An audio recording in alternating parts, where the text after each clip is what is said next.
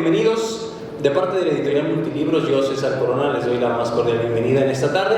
Vamos a hablar acerca de un tema muy bueno, muy específico también, que nos concierne a todos como mexicanos y también a nosotros que nos gusta un poco conocer más acerca de la cultura mexicana. Para esto, pues sabemos que hay mucho en torno a la cultura mexicana, mucho desconocimiento, poco conocimiento también, también podemos saber que hay muchos mitos, leyendas, no sé, dichos también que a veces no terminan por ser al 100% real y terminamos también estudiando, conociendo o tal vez hasta creyendo cosas que ni siquiera sabemos de dónde viene el fundamento de esto. Pero para esto, pues, qué mejor que un libro, qué mejor que una pieza literaria en donde nos va presentando de una manera muy redactada, la verdad, a una manera también redactada de una manera de una novela. Esa es la mejor literatura, una novela que te hace imaginarte, que te despierta la imaginación, que también te va llevando de la mano a hacer y te va diciendo cómo es que era o cómo es que es toda nuestra cultura. No sé ustedes, pero a mí, no por ser mexicano, pero a mí me gusta mucho la cultura, me gustan mucho las raíces, de dónde venimos, por qué creemos lo que creemos, cómo le hacemos, de dónde viene, e incluso también por qué hacemos o dejamos de hacer aquellas cosas que nos gustan o que no nos gustan. ¿Alguna vez se han preguntado por qué? Todo esto viene también a través de lo que hemos aprendido, quiénes nos los han enseñado, cómo lo hemos aprendido, dónde lo hemos aprendido también. Y pues bueno, esta pieza literaria en este día de los hijos de Huitzilopochtli, escrito por una escritora que ya tiene más de 7, 8 obras literarias. Ceci Rendón en esta tarde nos va a presentar esta obra, que es la octava, es la tercera publicada con Multilibros. Ella es conferencista, es emprendedora, es también es ingeniera también. Es algo sorprendente como una ingeniera también puede también ser una escritora, pero todo esto es gracias a su pasión por las letras, por la literatura, por los libros, y esa pasión podemos verla transformada y plasmada también en unos libros, en algo que ella sí podemos tomar como un ejemplo de una mexicana emprendedora, una mexicana que también ha roto sus límites, que también ha podido hacer incluso algo más allá, no solamente nacional, sino también es una conferencista internacional. Bueno, damas y caballeros, es para mí un gran honor y placer presentarles de parte de la editorial Multilibros a la escritora, conferencista, ingeniera, escritora también, autora de 8 obras literarias, Ceci Rendón. Por favor, démosle un fuerte aplauso. Muchas gracias por esta presentación tan animosa y gracias a todos por estar aquí. Este libro en específico sí es mi octavo libro y tengo libros como un poco de todos los temas, pero este libro nace de una serie de conversaciones con un gran amigo mío que es Arturo Sánchez. Él es arqueólogo, él estudió en la Escuela Nacional de Antropología e Historia, arqueología, y él es un apasionado de la cultura prehispánica. Él es fundador de la Liga Mexicana de Juego de Pelota y está como muy metido reviviendo todo este tema como el juego de pelota, rescatando nuestras raíces, la verdadera historia. Y hace muchos años, yo creo que serán 5, 6, 7 años, si no es que más, en una serie de conversaciones salió el tema de Huitzilopochtli y yo, sí, acordándonos todos, ¿no?, de tu clase de quinto de primaria, sí, Huitzilopochtli, el dios de la guerra. Y me dice, me choca que diga que Huitzilopochtli es el dios de la guerra. ¿Cómo? ¿Es el dios de la guerra? Y me dice, no, es el dios de la voluntad de caminar hacia adelante. Y yo así, ¿cómo? Y a ver, espérame, ¿qué? ¿Cómo que Huitzilopochtli es el dios de la voluntad de caminar hacia adelante? Y se me hizo como una descripción muy profunda de lo que era este dios. Y me dijo, sí, efectivamente los guerreros se encomendaban a Huitzilopochtli porque había que caminar hacia adelante, aunque enfrente estuviera otro ejército, estuviera la muerte y estuvieran muchas cosas, ¿no? Pero también las personas en el México antiguo, cuando tenían un problema, iban y buscaban a Huitzilopochtli para que le dieran pues voluntad y la fuerza necesaria para caminar hacia adelante. Y entonces empezamos como a platicar y de ahí salieron muchas cosas muy interesantes, muy profundas de lo que era la cosmovisión mexica, y muchas cosas que se perdieron en el conocimiento del día a día. O sea, si no eres arqueólogo y si no estudiaste y si no te clavaste 20 años de tu vida en eso, no es algo que el mexicano promedio conozcamos. Entonces, pues yo traía mucho la inquietud de hacer como algún libro en algún formato que fuera como Historia de México en Gerber, como que muy fácil, muy amena, muy amable. Pero pues obviamente Arturo se lo pasaba sobando ruinas en Quintana Roo, en Veracruz y en Chiapas, entonces nunca tenía señal de teléfono y los fines de semana es guía en el Museo del Templo Mayor, entonces como que todo este proyecto quedaba muy en el aire. Y el año pasado, los primeros meses de la pandemia, no sé si los recuerdan que todos estábamos encerraditos en casa, cerraron todo el tema de los sitios arqueológicos y las excavaciones, cerraron el Museo del Templo Mayor, pues Arturo estaba encerrado y ahí lo agarré. Y entonces le dije, ahorita es cuando.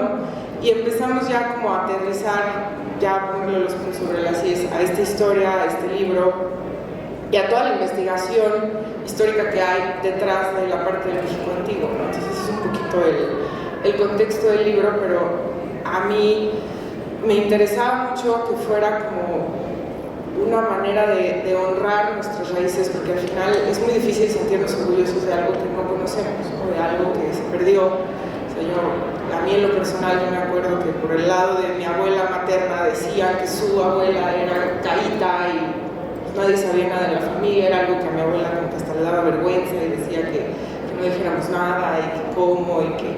Decía, bueno, ¿por qué? O sea, entonces todas esas líneas indígenas se fueron perdiendo por vergüenza, por discriminación, por racismo, por muchas cosas y es muy triste, ¿no? Entonces de ahí pues sale este libro y una vez que ya teníamos la historia escrita, el proceso para tener el libro yo creo que por mucho ha sido el más largo, porque yo traía la necesidad de que estuviera escrito en náhuatl, entonces pues obviamente Arturo estaba muy conectado con profesores de náhuatl y conseguimos un profesor maravilloso que es profesor de náhuatl en la UNAM y bueno, él hizo la traducción al náhuatl, hicimos la traducción al inglés porque en el camino se hizo una alianza con Ai Weiwei, no sé si ubican la marca de ropa Ai Weiwei que es espectacular y el creador de la marca es un enamorado de México, entonces me dijo no, yo te quiero hacer las ilustraciones y lo tenemos que vender en las tiendas y él como tiene muchas tiendas en los aeropuertos pues es que tiene que ser un gran regalo,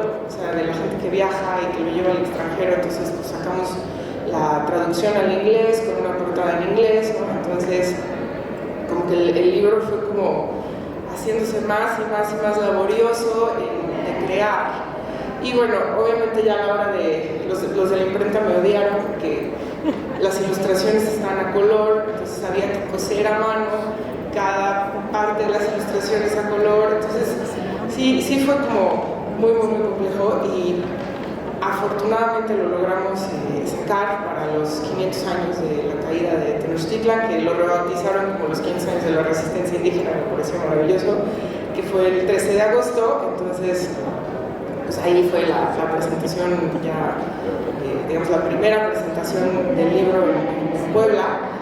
Y salimos así como rayando a las librerías, porque digo, todo este proceso pues fue como muy complejo, pero estoy feliz de que el libro esté en náhuatl y de hecho fue idea de la diseñadora, no es que fue idea mía. Cuando tú lo abres, del lado derecho está en español y del lado izquierdo está en náhuatl, para que puedas tener como la experiencia de conforme lo vas leyendo en español, irlo viendo e ir haciendo match, ¿no? con las traducciones. Nomás eso ya es por diversión, no tengo la fortuna de hablar náhuatl, pero alguien que sí hable náhuatl lo puede ir leyendo y cazando, ¿no? De un lado por otro.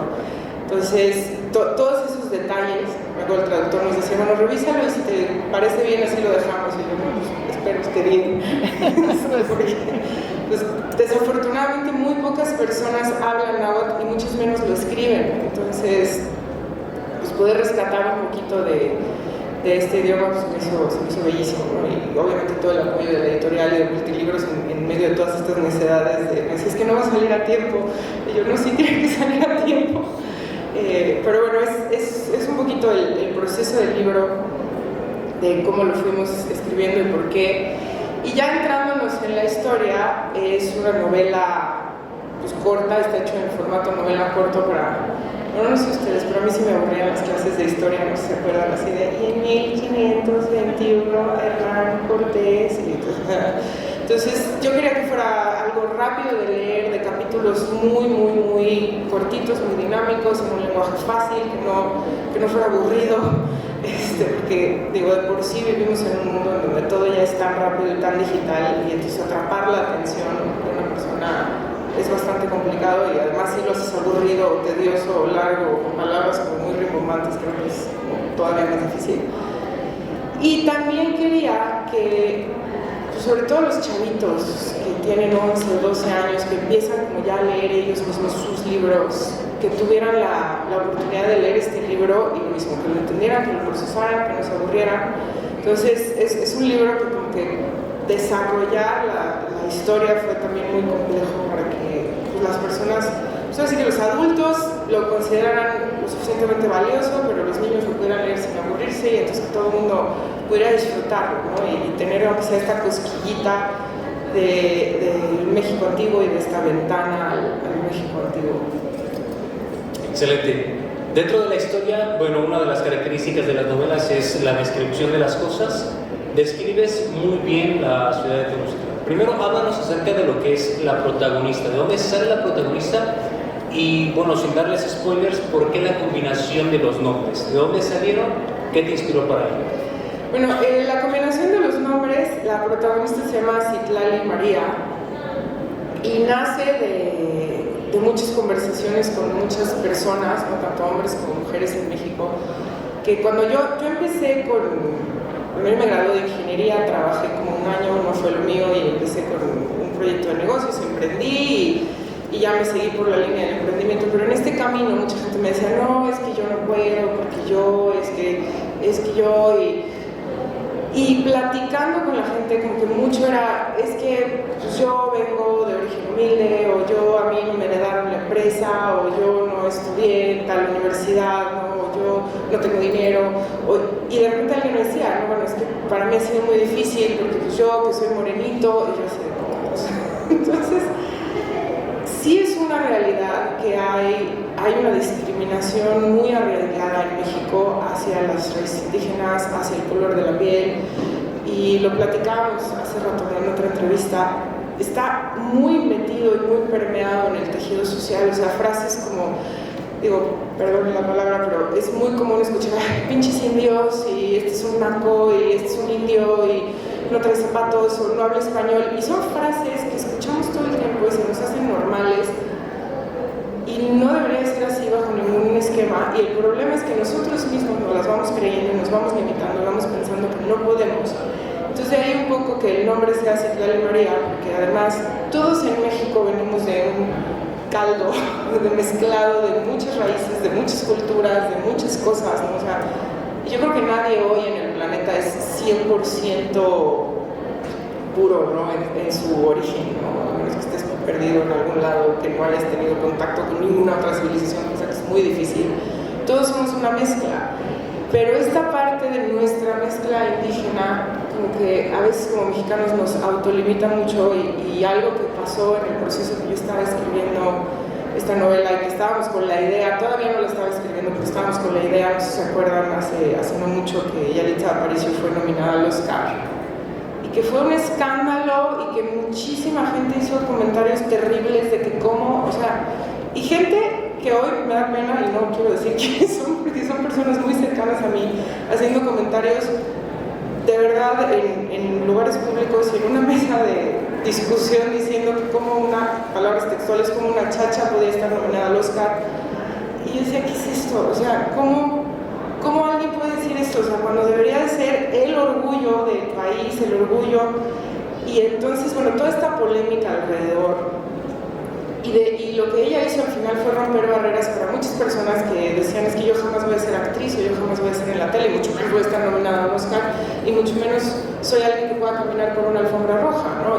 Y hoy es alguien que la visten las mejores marcas y los mejores diseñadores, y le toman las mejores fotos del mundo, y es un motivo de orgullo. Y lo mismo pasó hace unos años cuando Enrique Olvera quiso hacer el Puyol y dijo, yo voy a vender comida mexicana, y va a ser el top a nivel mundial, y voy a cobrar los miles de pesos por un mole y una tortilla, y había gente ofendidísima de cómo era posible que vendiera tortillas a ese precio y que el mole. Entonces nosotros mismos nos vamos como limitando mucho como mexicanos, y de ahí que la construcción de este personaje es el descubrimiento de su propio poder y de su propio valor como persona, y no porque tiene orígenes indígenas vale menos, o es capaz de lograr menos cosas, o es capaz de menos, o al contrario. O sea, al final a mí me encanta que los últimos años, y también por eso hice la colaboración con Ai Weiwei, porque él lo mismo, cuando empezó la marca, conseguir los fondos y conseguir el dinero, decían, ¿cómo? ¿Vas a hacer una marca de colores así folclóricos mexicanos? Pues yo decía, pues sí.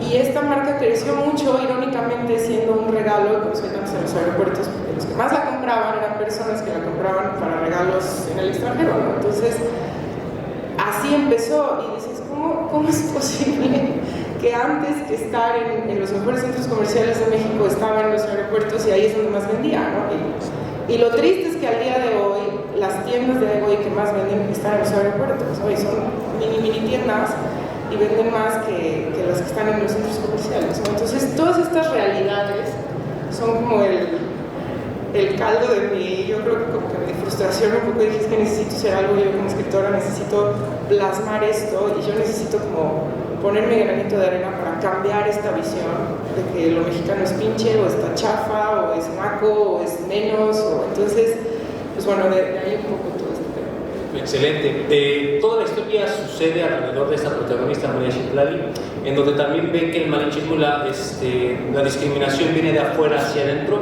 pero hay una parte en el libro en donde también descubre que hay malinchismo y que hay discriminación de adentro hacia afuera. En una parte también del libro describes o hablas acerca del propósito. En esta actualidad muchos jóvenes están como distraídos sin saber cuál es el propósito, pero en esta historia relatas muy bien cómo cada persona tenía un propósito. Háblanos un poco más acerca del propósito de la ciudad, del propósito de los dioses y del propósito incluso hasta de los esclavos, ¿verdad? Ellos también tenían un propósito estando ahí. O sea, cada una de las personas en esta historia siempre termina teniendo un propósito, cosa que también en la actualidad muchas personas carecen. Háblanos acerca de esta parte de lo que es el propósito de cada persona. Mira, el tema del propósito, y de hecho justo ahorita con todo este tema de los 500 años que se suscitó como un debate, pues, digo, tristísimo pero muy real, nos han vendido esta idea de que llegaron los europeos a colonizar un lugar de salvajes incivilizados que hacían sacrificios humanos al por mayor, y entonces ellos vinieron a poner orden y civilización y demás, ¿no? Entonces, y es muy triste, ¿no? Porque esa es como la idea que se ha vendido y que muchos nos hemos comprado, pero si nos clavamos un poquito en lo que era la estructura social de las culturas prehispánicas, o en este caso específico Tenochtitlan, el tema del propósito es muy profundo, porque era una civilización perfectamente estructurada, perfectamente organizada, perfectamente limpia. O sea, la ciudad tenía todos los motivos de higiene del mundo. O sea, en su momento era una de las ciudades más grandes y más pobladas del mundo, y el agua estaba limpia, y crecían bajo un esquema que hoy es muy de moda, y lo están redescubriendo 500 años después, que es la sustentabilidad, pero sus sistemas agrícolas eran completamente sustentables. O sea, todo esto que ahorita es como muy lo de hoy, ya existía. Y cada miembro de la sociedad tenía un propósito desde su trabajo y desde su persona. O sea, como que ellos veían la espiritualidad basados en la persona. O sea, no era como un Dios que estaba afuera, sino ellos eran el centro de su propio universo. Y entonces, si tú nacías, por ejemplo, en una familia de, por decir, ¿no?, alfareros, y hacían ollas de barro, pero tú no querías ser alfarero y no querías hacer ollas de barro porque no era lo que te gustaba, había escuelas y todo el mundo tenía derecho a la educación. Entonces tú decías, oye, yo quiero ser guerrero, o yo quiero ser, no sé, quiero tejer cestas, o yo quiero ser cocinero, o yo quiero ser otra cosa. Podías ir a la escuela, ser aprendiz y ponerte a trabajar en algo que sí te gustara y encontrar tu propósito. Obviamente, no todo el mundo le gustaba trabajar. Y entonces estas personas que o que no les gustaba trabajar, todos tenemos algún pariente por ahí medio flojo, o que habían cometido un crimen, o que pasaban a un estado como de esclavitud que podía ser temporal o permanente. Entonces, el dueño, entre comillas, de ese esclavo tenía la obligación de tratarlo bien, de alimentarlo bien, de vestirlo bien, y al cumplir, digamos, su condena, ¿no? Pero tenía un propósito, porque no estaban encerrados en una cárcel consumiendo recursos, sino estaban trabajando. Y si todavía después de eso se negaban a ser miembros útiles de la sociedad y a descubrir su propio propósito, pues ya agarran y le decían: ok, perfecto, tú sí te vas a ir a un sacrificio, a un ritual de sacrificio, porque le vamos a dar una utilidad y un propósito a la vida de esa persona. Entonces, era un mundo en donde la pobreza como concepto ni siquiera existía. Y eso es súper profundo, porque ahorita como sociedades nos cuestionamos de: oye, es que hay que disminuir la pobreza. A ver, ya había una sociedad en donde la pobreza no existía, porque cada quien tenía un propósito, tenía un trabajo, y si por alguna razón, por ejemplo, una mujer enviudaba, se encargaban de sus hijos, o sea, era una sociedad verdaderamente estructurada, y yo creo que muy apegada a lo que hoy cualquier ciudad del mundo quisiera vivir como un estado ideal, y eso así era. Entonces, pues bueno, cuando llegan y la conquista y demás, todo eso se pierde el concepto del propósito, se pierde el concepto de la espiritualidad centrado en uno mismo, porque no quiero meterme en temas religiosos, pero al final, también tenemos que entender que la gente que llegó de Europa venía de una Europa enteramente medieval, o sea, no era el europeo de hoy, es un europeo completamente medieval, con esquemas de pensamiento medievales. Entonces, esos esquemas de pensamiento pues, se impusieron acá, y todo lo demás se fue perdiendo, pero gracias a Dios no se perdió por completo. Pero creo yo que el tema del propósito es algo que hoy, vivimos en un mundo donde tenemos la enorme posibilidad de descubrir y escoger qué queremos ser, qué queremos hacer, a qué nos queremos dedicar.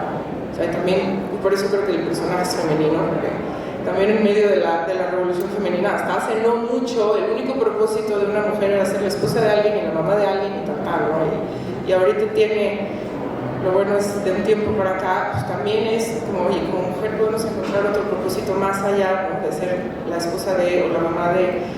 Y este tema del propósito creo que es algo que el personaje va descubriendo a lo largo del libro, y va ella dándose cuenta de lo valiosa que es ella como persona y de lo valiosa que es ella como parte de un México muy moderno, que creo yo que estamos en una ola impresionante también de descubrir nuestro propósito como nación, como país, y de brillar por lo que somos. Claro que sí, es muy interesante ese tema del propósito y cómo es que cada una de las personas dentro de la civilización en donde ellos estaban lo tenían, y si no, se lo encontraban, ¿no? O sea, dentro de esa civilización, en esa ciudad, en esa comunidad, todos tenían un propósito, y si no se les daba ese propósito, porque su vida tenía que contribuir también a esta comunidad. Lo que me llamó también la atención y lo que me pareció muy interesante fue los guerreros y las mujeres, que tenían el mismo privilegio después de morir o también estando en vida.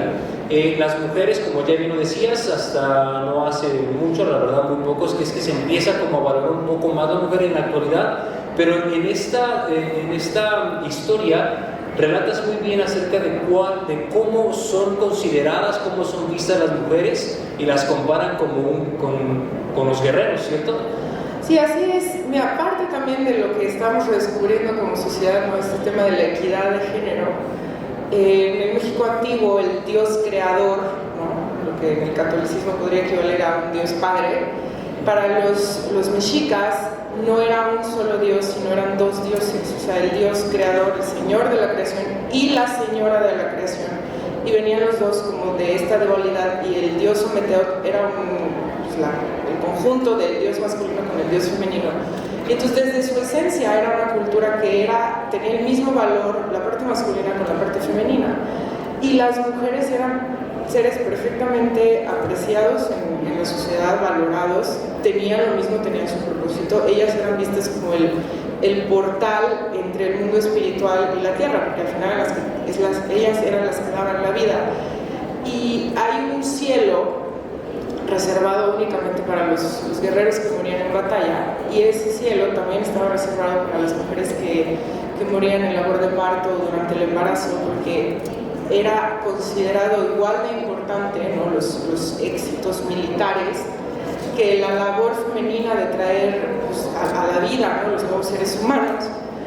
Y eso habla del respeto y de la visión y del lugar que tenían las mujeres en esta sociedad, que era, pues, lo que hoy estamos otra vez tratando de conseguir, ¿no?, como este respeto, esta equidad de género, en donde ya en el México prehispánico existía, ¿no? Y si nos clavamos un poquito a su cosmovisión, que ahorita además el Día de Muertos, que está como muy, muy de moda, otra vez, cuando tú morías, el dios de la muerte era también un dios que era dual, o sea, estaba el señor de la muerte y la señora de la muerte. Entonces, en todo el ciclo de la creación, o sea, desde la creación hasta la muerte, estaban en perfecto equilibrio tanto la energía femenina como la energía masculina.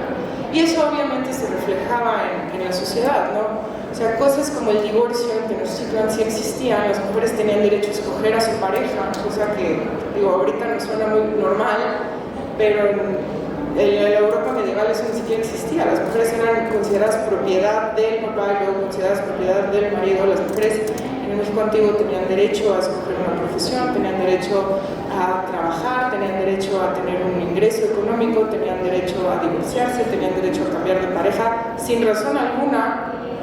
Y en muchas sociedades indígenas que todavía existen en México lo vemos, o sea, mujeres que de repente, ¿no?, o sea, los que han estado en contacto, de repente dicen, pues vas un año y está, y de repente ya tiene otro señor, y dice, no, pues es que ya me aburrió, y entonces, o ya no nos queríamos, o ya lo que sea.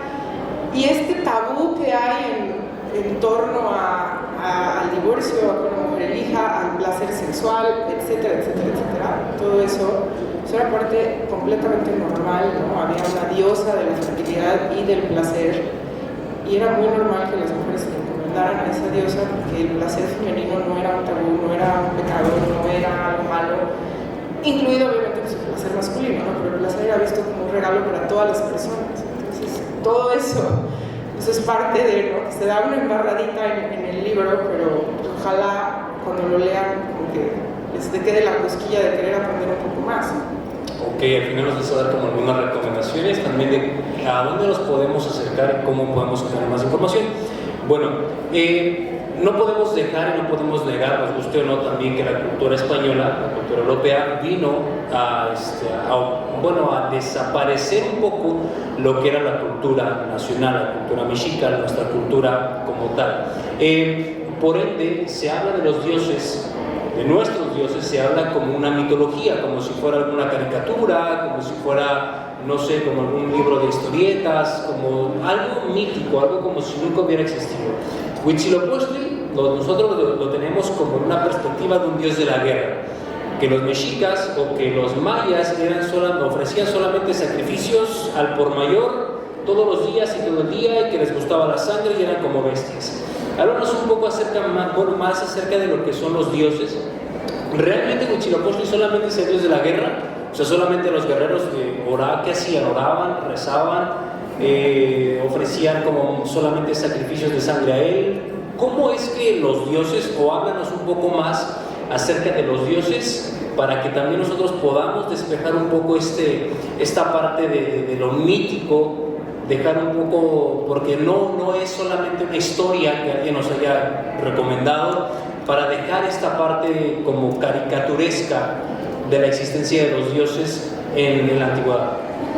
Bueno, es una gran pregunta, porque al final yo creo que todas las sociedades en la evolución humana, su forma de ver la naturaleza, su forma de conectar con el mundo, su forma de explicar muchas cosas, es de donde empiezan como a nacer los conceptos religiosos, ¿no? Y entonces, si entramos a los dioses, voy a empezar con Tlaloc, que es el dios de la lluvia.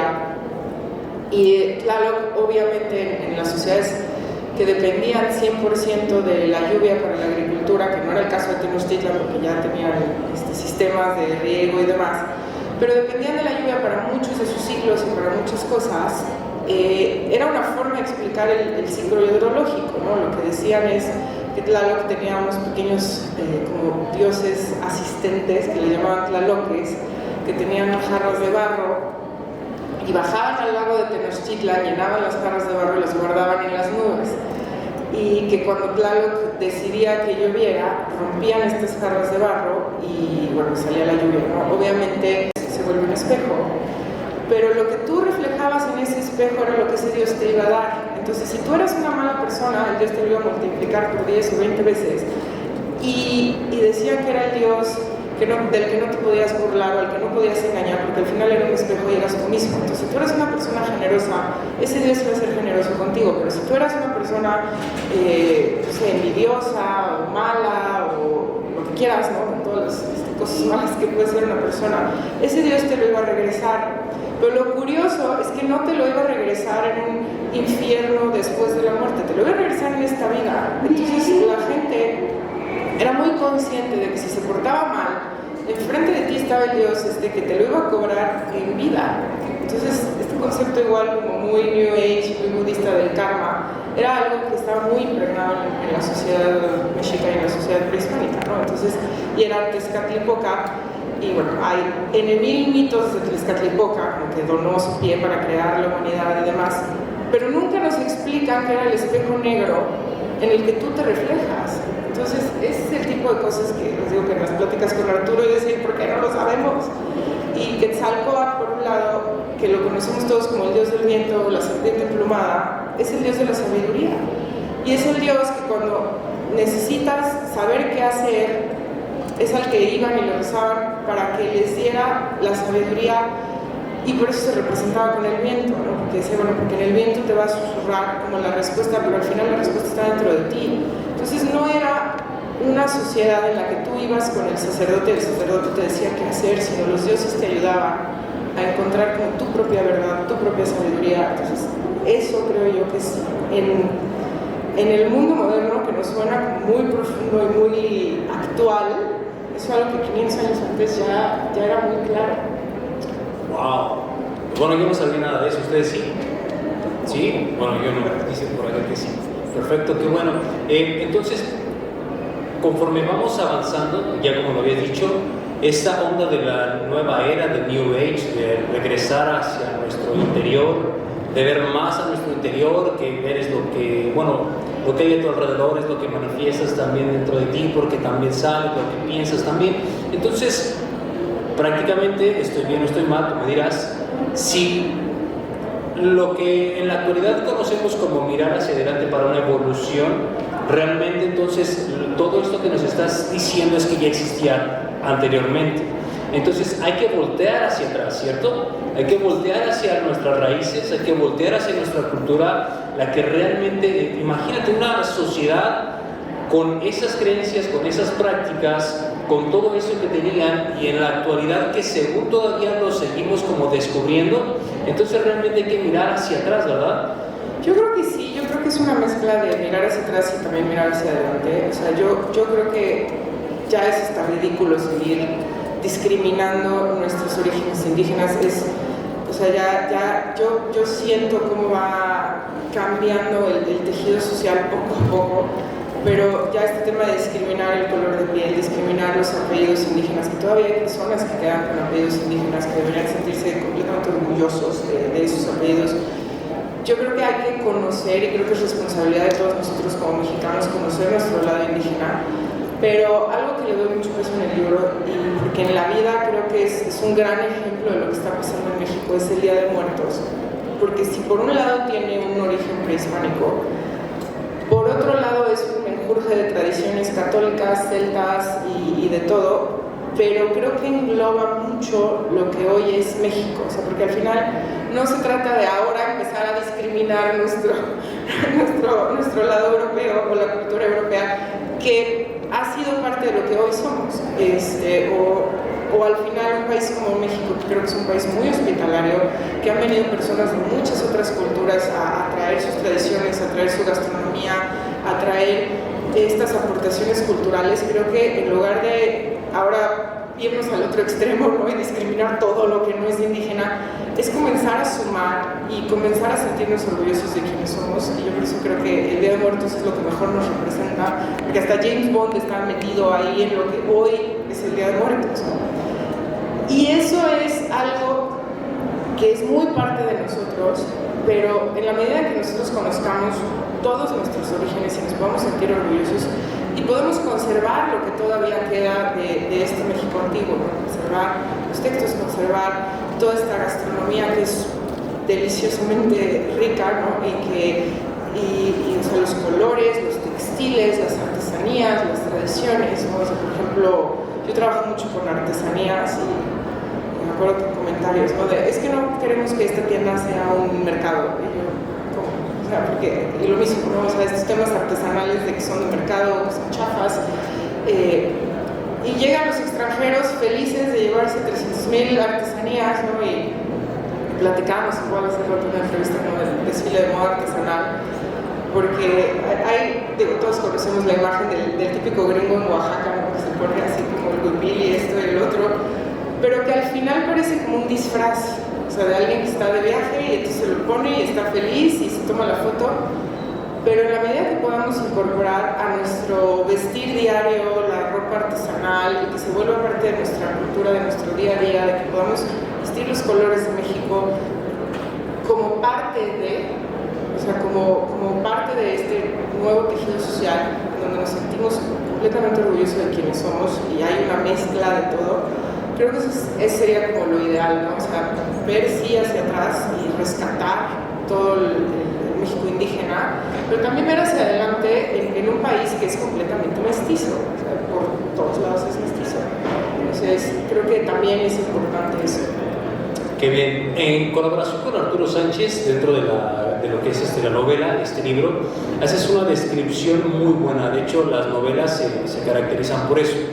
Llevar al lector a imaginarse, o sea, llevan al lector a una imaginación, despierta tu imaginación. Entonces, dentro de este libro, llevas a la protagonista a las calles, a conocer los olores, los sabores de la comida, ver las calles anchas, cómo es que, bueno, describes aquí que las calles son de oro, pero por el sol que llega el sol, como de la manera que llega el sol, por eso es que reflejan las calles y es por eso que se les denominan las calles de oro. Las llevas alrededor de, o bueno, a través de un mercado en donde conoce los sabores originales, en donde también ve muchos colores, donde ve artesanías, donde ve incluso artesanías hechas con plumas.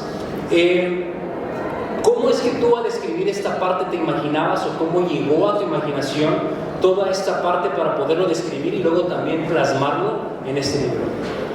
Bueno, esa parte fue como muy complicado porque a mí, o sea, me hubiera fascinado poder ver esa ciudad porque es algo que no sabemos, ¿no? O sea, hoy vemos las pirámides y vemos las piedras, pero lo que no nos imaginamos es que estaban cubiertas de estuco, estaban cubiertas de pintura y el estuco que se usaba era una mezcla de baba de nopal con cal.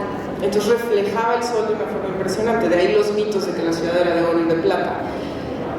Pero había gente que su único trabajo en la vida era ir limpiando la ciudad y ir retocando las pinturas. Entonces esa ciudad se veía perfectamente limpia y pintada el 100% de los días. Entonces, como que yo quiero pensar, o sea, digo, todos hemos visto, ¿no? las películas de lo que era la Europa medieval, en medio de aquel mugrero, las calles chiquititas, sin drenaje, sin ningún tipo de higiene. Y entonces imagínense estas personas que llegaban de meses de no bañarse, de no quitarse una armadura, a un lugar de calles anchas, perfectamente trazadas en cuadrícula, que eso no existe en Europa, o sea, las cuadrículas en las calles son mesoamericanas, limpio, brillante, o sea, el shock de eso haber sido impresionante. Y Arturo dice que era un mito, pero que sí era medio real, que el tlatoani cuando caminaba por el mercado arrastraba su capa y que si se le ensuciaba la capa mandaba a matar a todos. No creo que mandara a matar a todos, pero sí hubo algún castigo bastante severo.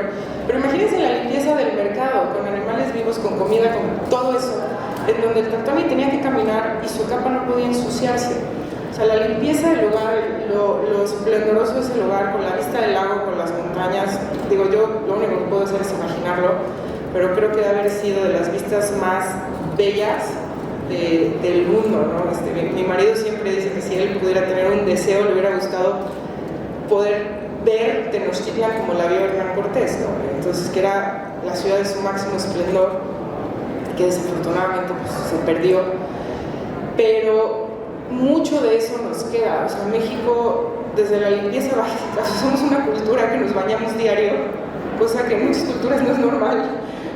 Somos una cultura de gente perfectamente limpia, somos una gente que disfruta la gastronomía, acostumbrados a toda esta comida, lo que hoy también está de moda, el street food. Tú te acercas a un puesto de tacos y es delicioso. O sea, bueno, mi mamá que quizá no me dejará mentir, o sea, desayunamos de repente tortas de tamal, porque son lo máximo, es una delicia.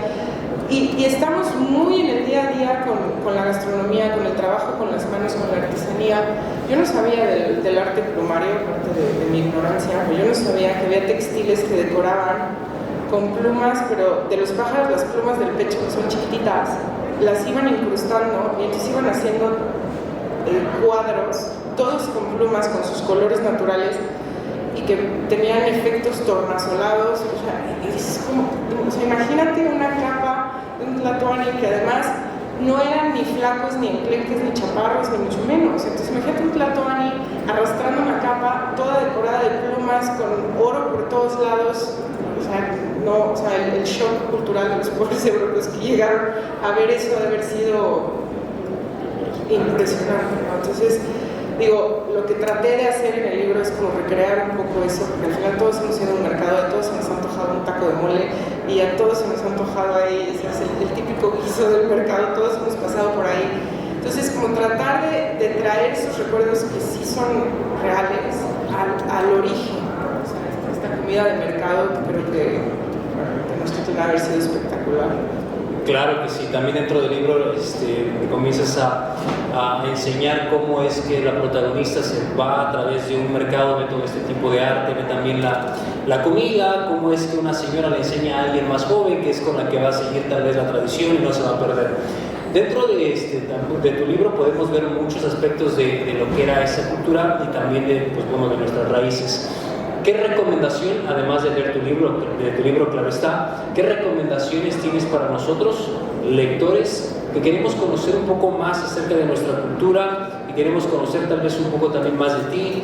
¿Dónde podemos encontrar? ¿Qué nos recomiendas? ¿A dónde nos recomiendas viajar? ¿Qué recomiendas seguir? ¿Cuáles son tus recomendaciones para nosotros como tu público lector para conocer más acerca de esta cultura que, pues bueno, es nuestra cultura?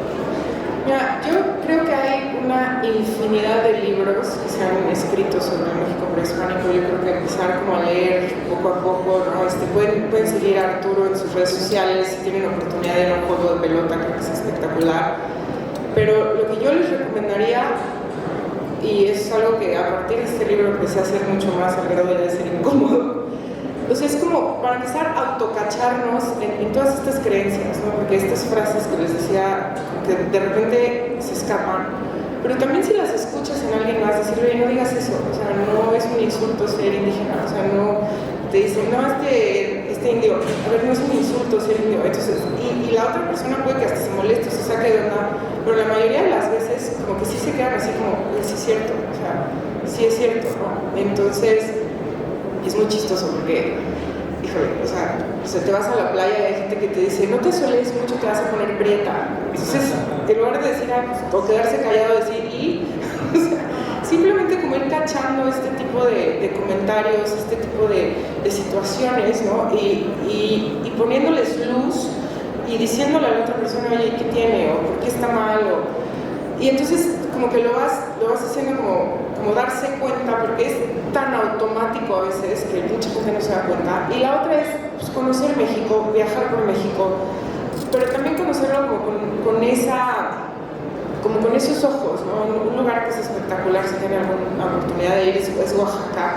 La gente todavía habla la infinidad de idiomas, ¿no? Indígenas ahí, es gente súper orgullosa de sus raíces, la comida es deliciosa. Entonces, hay muchos lugares en México donde la cultura, digamos, las culturas originarias están muy vivas, ¿no? Muy vivas. Entonces, como darnos el tiempo y darnos la oportunidad, ¿no? Y lo que decíamos mucho del tema de la pandemia, pues aprovechemos, ¿no?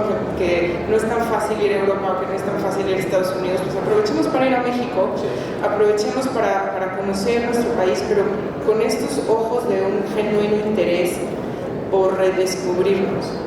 Que bueno, pues viajemos alrededor de toda la República, ¿verdad? No queda más que conocer también, porque a veces queremos conocer otros países, pero nuestra cultura la dejamos un poco de lado. Pues bueno, ya para terminar, que ya se nos está acabando el tiempo, quisiéramos continuar con la descripción, con todo lo que es el libro, también con nuestra cultura, pero bueno, vamos a estar en el stand JJ36 del área internacional, va a estar aquí con nosotros también Ceci Rendón, respondiendo todas las preguntas, va a estar firmando libros también, nos esperamos allá, pregunten por el libro, ahí vamos a estar los hijos de Huitzilopochtli, para que puedan ver también los gráficos, las ilustraciones que hicieron en conjunto con Ai Weiwei dentro de lo que es el libro, son padrísimas, están muy bien descritas, están muy bien ilustradas. Por favor, vamos por allá para el stand JJ36 del área internacional. De mi parte y de parte de la editorial Multilibros les damos las gracias. Muchas gracias, Ceci, por estar aquí, por acompañarnos, gracias por esta valiosa información.